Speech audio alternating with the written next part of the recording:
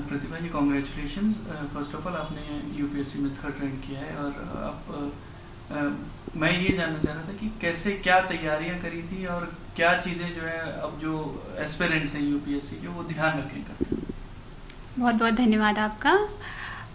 मैंने तैयारी 2016 में शुरू की थी, और उस टाइम पे सबसे पहले मेरा यही उद्देश्य था कि सबसे पहले अपने बेसिक्स स्ट्रॉन्ग करने हैं। तो बेसिक नॉलेज के लिए 5-6 सब्जेक्ट्स हैं जिस पे आपको बहुत सारा कमांड होना चाहिए, जैसे polity, history, geography, science, technology और एनवायरनमेंट। ये सब्जेक्ट्स पे आपको पूरी तरह कमांड होना चाहिए। तो इसके लिए एक आपको बेसिक सोर्स तैयार करना होगा जिसको आपको बार बार रिवाइज करना पड़ेगा। और दूसरी सबसे इम्पॉर्टेंट चीज़ है करंट अफेयर्स। उसके लिए आपको डेली न्यूज़पेपर पढ़ना पड़ेगा और आपको खुद के अपने नोट्स प्रिपेयर करने पड़ेंगे। जितने भी सोर्सेज से आप पढ़ रहे हैं वहाँ से इम्पॉर्टेंट पॉइंट्स आप नोट्स में लिखिए।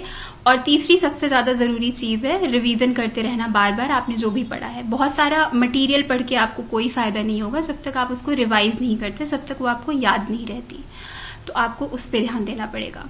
फिर चौथी चीज़ है प्रैक्टिस। आपको क्वेश्चंस की प्रैक्टिस बार बार करनी पड़ेगी। चाहे प्रीलिम्स का एग्जाम हो, आपको उसके लिए मल्टीपल चॉइस क्वेश्चंस प्रैक्टिस करने पड़ेंगे। कम से कम 30 से 40 टेस्ट आपको लगाने पड़ेंगे बिफोर प्रीलिम्स के एग्जाम में। और फिर मेंस के टेस्ट के लिए आपको बहुत सारी आंसर राइटिंग करनी पड़ेगी, एसेज लिखने पड़ेंगे। जब तक प्रैक्टिस नहीं करेंगे तब तक आपको पता नहीं चलेगा कि आपके स्ट्रॉन्ग पॉइंट्स क्या हैं। फिर फाइनली इंटरव्यू या जिसे पर्सनालिटी टेस्ट कहते हैं, उसके लिए भी प्रैक्टिस बहुत ज़्यादा ज़रूरी है। आपको क्वेश्चंस की प्रैक्टिस मिरर के सामने करनी पड़ेगी, आपको मॉक देने पड़ेंगे पैनल्स के सामने, आपको फ्रेंड्स के साथ क्वेश्चन आंसर बोलने की प्रैक्टिस करनी पड़ेगी। So practice is a very important part of this preparation. एक और आपने चूज किया और किस वजह से किया? मैं यूपी से बिलोंग करती हूँ, सुल्तानपुर डिस्ट्रिक्ट से। तो इसकी वजह से सबसे पहला कार्डर प्रेफरेंस में मैंने होम कार्डर ही डाला है। तो मेरी फर्स्ट प्रेफरेंस यूपी है, उसके बाद मैंने एमपी प्रेफर किया है, फिर राजस्थान। आप जो सर्विस आप आईएएस चूज किया या क्या आपका प्रेफरेंस क्या है? जी, सो लास्ट ईयर मुझे मेरी 489th रैंक आई थी। उसके बाद मुझे इंडियन रेवेन्यू सर्विस मिल गया था, जो कि लास्ट ईयर मेरी सेकंड चॉइस थी। तो इस साल मैंने बस इंडियन एडमिनिस्ट्रेटिव सर्विसेज ही चूज किया था। एक चीज जो ऑनलाइन हो रहा है तो काफी है, जो कि स्कूल्स को भी ऑनलाइन किया जा रहा है। तो क्या अब आने वाले टाइम में ये पॉसिबल है कि यूपीएससी की प्रिपरेशन भी ऑनलाइन हो सकेगी, या यूपीएससी की प्रिपरेशन करना ऑनलाइन मुश्किल होता है? ऑनलाइन बहुत सारा मटेरियल मिलता है स्टूडेंट्स को, न्यूज़ के टर्म्स में हो या फिर आपका स्टैटिक सिलेबस। तो बहुत सारा मटेरियल, वीडियोस यूट्यूब पे बहुत सारे मिलते हैं जिसके थ्रू कैंडिडेट्स प्रिपेयर करते हैं।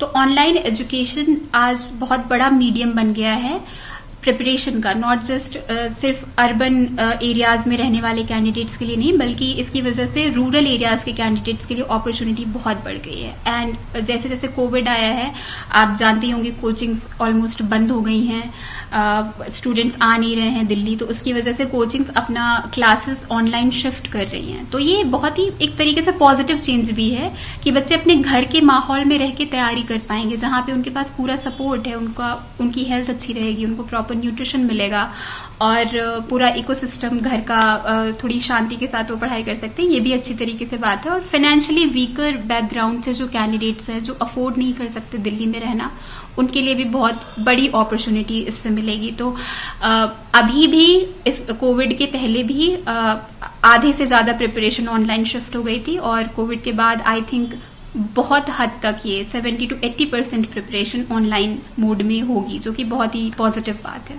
अब आप इन फ्यूचर सारी सीनियर पोस्ट भी होल्ड करेंगी गवर्नमेंट में, सो कौन सी 2 चीजें हैं जो आप सिस्टम में चाहेंगी कि चेंज करें?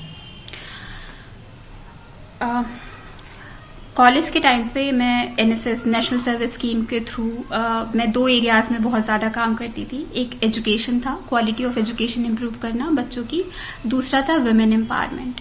तो ये एरियाज हमेशा से मेरे लिए इंटरेस्टिंग रहे हैं कि मुझे लगता है कि इनके थ्रू सोसाइटी में पॉजिटिव चेंज लाया जा सकता है। तो IAS बनने के बाद भी ये एरियाज मैं हमेशा प्रायोरिटाइज करूंगी जहां भी मुझे मौका मिलेगा। अभी करंटली न्यू एजुकेशन पॉलिसी भी आ गई है जिसमें क्वालिटी ऑफ एजुकेशन इम्प्रूव करने की बात कही गई है, जो कि अभी पूरे नेशनल लेवल पे ये एक एजेंडा बनेगा, तो उसके तरफ मैं कंट्रीब्यूट करना चाहूंगी। ओके।